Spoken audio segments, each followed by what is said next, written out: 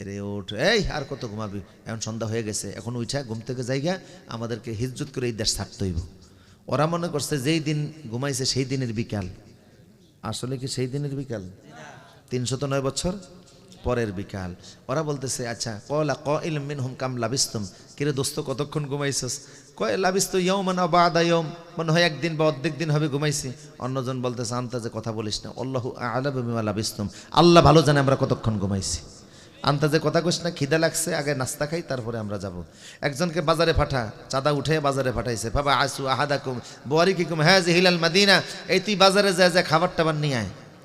আইয়ুহার, তুই যে বাজারে যাবি দেখে শুনে খাবার আনিস, এটা অমুসলিম রাষ্ট্র, হিন্দু রাষ্ট্র, পঞ্চগব্য মিশায়, গরু সনাটনা মিশিয়ে খাবার বিক্রি করে, প্রাণী জবাই করে, আল্লাহর নামে জবাই করে না। আমাদের উস্তাদরা ছিলেন, আমি কওমি আলিয়া ইউনিভার্সিটিতে পড়ছি, তা আমাদের কিছু উস্তাদরা ছিলেন দেওবন্দি ছাত্র, ওনারা বলতেন দেওবন্দের আশেপাশে আমরা পান খাইতাম না, কারণ ওরা ওই হিন্দু দোকানের ভিতরে পানের ভিতরে গরুর ভেসাব মিশাইতো। বুঝলেন না কথা, কি মিশাইতো? এটার বরকতের জন্য আর কি ভেসাব মিশাইতো আর কি। আমরা যেমন জমজমের পানিরে পবিত্র মনে করি, ওনারা কি মনে করে? গরুর পেশাবের মনে করে। আচ্ছা যাই হোক, তো তুই দেখে শুনে আমান, তুই দেখে শুনে খাবার আনবি, যে কোনো জায়গার থেকে খাবার কিনবি না, আমরা কিন্তু মুসলমান, যে কোনো খাবার খাই। তো উনি বাজারে গেছে, দোকানে রুটি গোস্ত কিনছে, ক্যাশের মধ্যে টাকা দিছে, ম্যানেজার টাকা দেখাই কয় এই টাকা কে দিছেন? উনি কয় আমি দিছি। যেই ম্যানেজার চেহারার দিকে তাকাইছে, ম্যানেজার কয় ও মা গো, মানে দেখে এমন ভয় পাইছে, দাড়ি মুছতো একাকার, দাড়ি মুছ এত লম্বা হয়ে গেছে, চেহারা দেখলেই ভয় লাগে। ভাই আপনি একটু দূরে থাকেন, গ্যাঞ্জাম লাগা গেছে দোকানে, সবাই চেহারার দিকে তাকাচ্ছে, এইটা কি মানুষ আইছে? বাজারে টহল দিচ্ছে পুলিশ, পুলিশ কয় দোকানের মধ্যে কি হয়েছে? কয় এমন দোকান, এমন একটা লোক আসছে, দেখলেই ভয় লাগে, আপনারা দেখলেও ভয় পাবেন। পুলিশ কয় আমরা বুঝি মানুষ দেখলে ভয় পাই, কত সন্ত্রাসী আমরা ধরছি, ফিসি হান্নান, মুরগি মিলন, কালা জাহাঙ্গীর, কুত্তা আসলাম, চিনেন এদেরকে? হ্যাঁ, মুরব্বীরা মনে করছে আমি ফেরেশতাকে নাম লইতে আসি। এটা ইয়াংরা ভালো বোঝে যারা আমি নেটের সাথে আছে।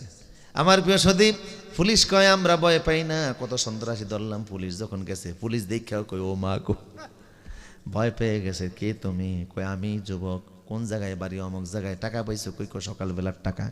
পুলিশ কয় না এটা সকালবেলার টাকা না, এটা গুপ্তধন, এটা আজকের টাকা না, এই টাকা আজকে অচল। পুলিশ বুঝাইতে পারে না, নিয়ে গেছে ওসির কাছে, ওসি পারে না, এসপির কাছে, এসপি পারে না, কমিশনার, সেখান থেকে আইজি, সেখান থেকে রাষ্ট্রপ্রধান, সরকার প্রধান নিয়ে গেছে। এই ছেলে বল গুপ্তধন কোথায় পাইছে আমারে বলো।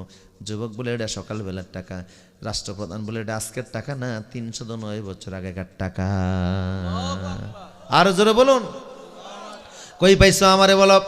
কয় আপনি কে? কয় আমি ইমানদার, আমার নাম দাকিয়ানুস, আমার নাম তন্দরুস, আমার নাম আমি ইমানদার, দেশের জনগণ ইমানদার, সবাই ইমানদার, তুমি ভয় পাইতেছো কেন? কয় একজন দোসার সরকার ছিল, তার নাম ছিল দাকিয়ানুস, সে নিজে আমাদেরকে ইসলাম ছাড়ার জন্য বলছিল। কয় তুমি তো আজ থেকে 309 বছর আগেই খতম হয়ে গেছে, তিনি আর এখন নাই, সেই সমাজ নাই, সেই মানুষ নাই, সেই দেশ নাই, গোটা দেশ পরিবর্তন। আমি ইমানদার, গোটা দেশের মানুষ ইমানদার। এখন দেখবা চতুর্দিক থেকে আজানের আওয়াজ আসতেছে। যুবক বলল বাচ্চা আমার একটু সুযোগ দেন, আমি সেজদায় যাই, আমার আল্লাহরে 2টা সেজদা দিই। চোখের পানি ছেড়ে দিয়ে কয় আল্লাহ, যেই সমাজে ছিলাম সেই সমাজে সব ছিল মোশরিক, সূর্যের পূজা করত, বস্তুর পূজা করত। আমরা 7 জন ছিলাম গোটা দেশের মধ্যে মুসলমান। ওই দেশটা ছেড়ে আমরা হিজরত করছি অন্য দেশে গিয়ে ইমান টিকানোর জন্য। বড় স্বপ্ন ছিল এমন একটা সমাজ যদি দেখতাম যেই সমাজের সবাই নামাজ পড়ে, ওই সমাজটা আমাদের সেই স্বপ্ন পূরণের জন্য কৌশল করে 309 বছর পাহাড়ে ঘুম পাড়াইয়া আবার ঘুম থেকে জাগাইয়া তুমি সেই দৃশ্য দেখানোর ব্যবস্থা করে দিয়েছ। বাচ্চা বলে তোর সঙ্গে সাথীরা কই? কই গুহার মধ্যে। বাচ্চা বলে আমিও যাব, ওদের সঙ্গে আমি দেখা করব, ওদেরকে নিয়ে আসবো, ওরা আমাদের জাতীয় বীর। দেশের সরকার প্রধান রওনা শুরু করছে, গোটা দেশের মানুষ রওনা শুরু করছে, পাহাড়ের কাছাকাছি আসছে। যুবক বলল দেশের বাচ্চা জনগণ, ঘটনা যে এরকম হয়ে গেছে, আমরা মনে করছি যেই দিনের সকাল সেই দিনের বিকাল। আপনারা টাকা পরীক্ষা করে আগের নথিপত্র তালাশ করে বলতেছেন 309 বছর পরের বিকাল। ঘটনা আমি জানছি, আমার বন্ধুরা তো এখনও জানে নাই। একসাথে এতগুলো লোক প্রবেশ করলে ওরা ভয় পাওয়া যাবে, এই জন্য আমি আগে যে আপনারা পরে আসুন। এই কথা বলে ওদেরকে বাহিরে রেখে যুবক যখন গুহার ভিতরে প্রবেশ করছে, আল্লাহ কুদরতিভাবে চিরদিনের জন্য গুহার মুখ বন্ধ করে দিয়েছে। আল্লাহ বলেন ও যুবকেরা, একটা ঘুম দিয়েছিলাম, 309 বছর কাটিয়েছ, এবার আরেকটা ঘুম দাও। ইসরাফিল সিংহায় ফু না দিলে আর তোমাদের ঘুম ভাঙবে না, ঘুমিয়ে থাকো তোমরা। আমার প্রিয় সুধী, বাচ্চা অনেক তালাশ করলেন, আর খুঁজে পাইলেন না গুহার মুখ। বাচ্চা বলল এটা আল্লাহ বন্ধ করছে, আমাদের কিছু করার। এখন আমরা কি করব? জনগণ তোমরা রায় দাও, কয়েদের জন্য এখানে একটা স্মৃতিসৌধ বানান। অধিকাংশ লোক বলল মসজিদ বানান। ক্বালাল্লাযিনা গলাবু আলা আমরিহিম লানাত্তাখিযান্না আলাইহিম মাসজিদা। বোটাবটি শুরু হলো, অধিকাংশ মানুষ তৈরি করলো, বলো মসজিদের পক্ষে রায় দিল।